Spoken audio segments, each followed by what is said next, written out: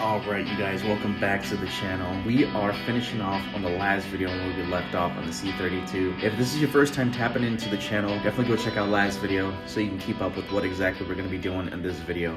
You guys saw 32, we got a new pulley for it and we got a new loop fuel rail on it. Today we are going to be installing the pulley on C32 and data log and possibly tune. We'll see. I know the millimeter on the pulley is not too much. We're currently running a 65 and today we'll be installing a 63. And you guys have seen the pulley right here. Both of these products are from Moscow Supercharged. I do have a discount code if you guys want to check out these products. This is a loop fuel rail for the M112K. Pretty much the same as the SRT6 and this SLK32. This is going to be on the C32. This is a titanium pulley that we're going to be installing today. Before we take the belt off, sometimes I've done this in the past. You can hold on to the clutch right here so it doesn't move and try and whiz it off. And that bolt is now loose. And for the belt, it's going to be an E12. It's right on the tensioner.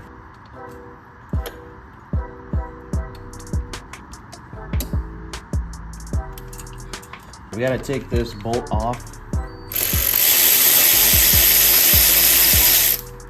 So I drove the car earlier and this is already pretty warm, so the pulley should just come off. If it's not warm, it's going to be a little bit tougher to come off. There we go. Let's get this new pulley back on here. Ooh, I don't have any shims. Interesting. I'll fit the new one on and see if we actually need some shims on here. You can use this, but I would say use a heat gun. This is just a lot quicker.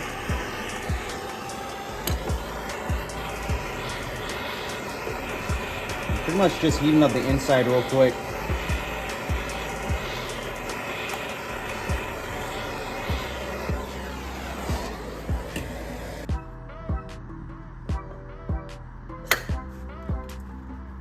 I don't need a shim, but the gap on here is way too large for my likings. Yeah, it's way too large for my liking. This gap is huge. Alright, I guess we'll just deal with it. Hopefully it doesn't cause any problems. Yeah, it's just way too big for my liking. Way too big. You guys can put Teflon on this bolt so it doesn't leak supercharger fluid. And you want to torque this down to spec. I'm just gonna lightly do that and torque it to spec. Honestly, I'm not gonna check this gap at all. This is massive. I'll talk to Moscow Supercharged, see what they say, and go from there. All right, so I know why the gap is so massive. So looking at the old pulley versus the new pulley, look at the massive difference. So this one is manufactured properly. The surface on this area right here, it's a lot thicker, and it's best to have it thicker so at least you can add shims. But if you compare the two, the surface is a lot thinner on the newer one. I don't know. You know, I'm still gonna take it out anyways. I want to see how the pulley actually engages, but I doubt it's gonna engage as smooth as I want it to, just because of how big the gap is. I will keep you guys posted on what they say. Oh, also don't forget to torque this down. It's 14 foot-pounds of torque. You know what? Let's take it out for a drive. I really want to see how it feels like. You guys already know what I'm thinking. All right, let's do our first pull. Honestly, superchargers,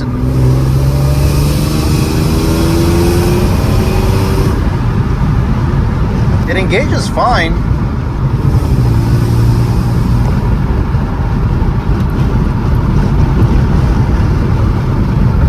I don't know if it's super windy. I'll roll the window up. Alright, let's do a second gear pull.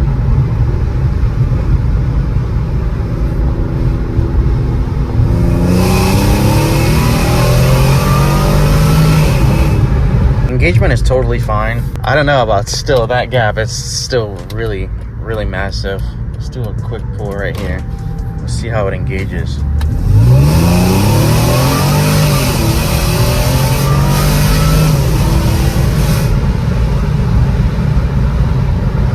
Not bad. Not bad. All right, I'm gonna keep driving on it, but I do want to get in touch and see what they say first before we move on. I'm gonna go ahead and reset these fuel trims, mixture adaptation, so we can get the right proper fueling and see how AFR looks like. AFR still looked pretty smooth. Let me try pull one more time. Let's do a second gear pull.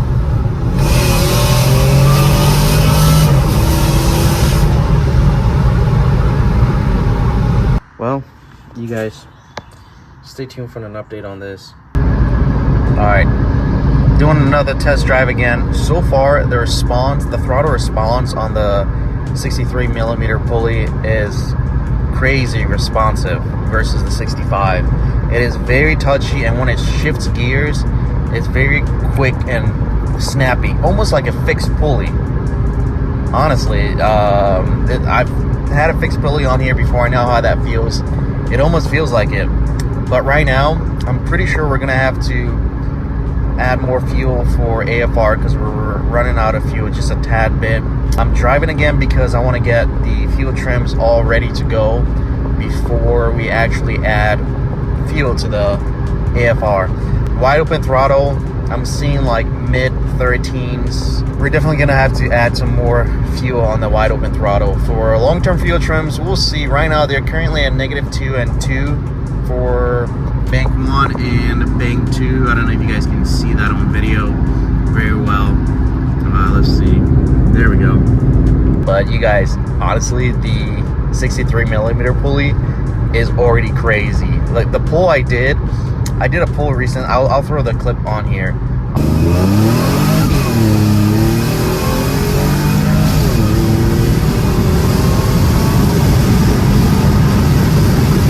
I saw about 17 psi of boost, which is crazy. We were at 11-ish, almost 12-ish, and boost has just skyrocketed just by 2 millimeters from 65 to 63.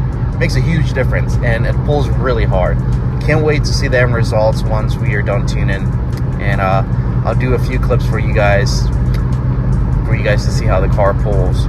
Oh, you guys, I'm so excited. We got a new tune from the Mercedes swap shop, so we're flashing the 32, and then we're gonna go out, test it out. We're gonna test out the wide open throttle and also fuel trims. But first, before we test out the wide open throttle, we're gonna do a reset for the mixture adaptation, and then see how fuel trims are looking like, and then do an AFR wide open throttle. I'm super excited, man. I'm really excited. 63 over 75, 175, phenomenal. Just did the first pull. First tune is already on point. I'll throw up the AFR video here for you guys.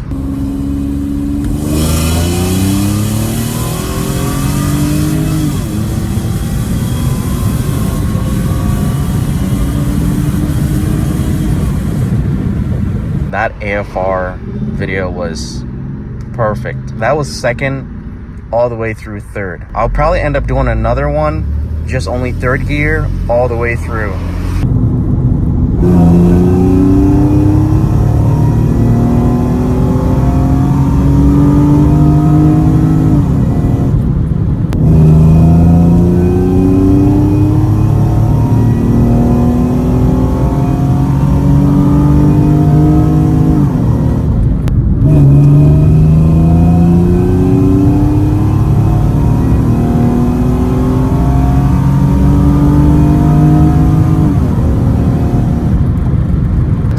So you guys saw back-to-back pulls. Actually, we are at about 19 psi of boost, which is pretty up there. I'm happy with that.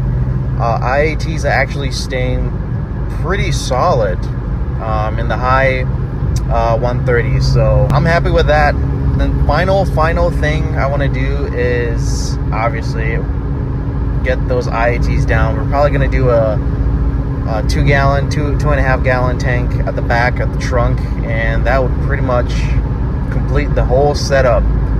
I am super happy super happy with this setup. The 63mm Pulley was the best go-to. That's pretty much it for you guys. First revision, phenomenal. There you guys have it. This thing is really quick. I'm really impressed with this setup. I want to get this thing on the dyno when it gets cooler outside so we can see how much power it's making. And while we're on the dyno, I'll actually get in touch with Josh at the Mercedes swap shop, see if we can squeeze any more power out of it while it's on the dyno. I think that would be probably the best thing to do when it gets cool outside. See numbers. For the meantime, I'll probably put it against other cars, see how this thing does. I'll probably line it up with a few of my buddies just to have some fun runs with it, just so you guys can see what this thing can do. It's phenomenal. This thing is gonna be crazy in the winter. I will close it out in this video. Hope you guys enjoyed this video. Stay tuned for other updates. I've got something going on for this on the next video, so I'll catch you guys in the next video. Take care.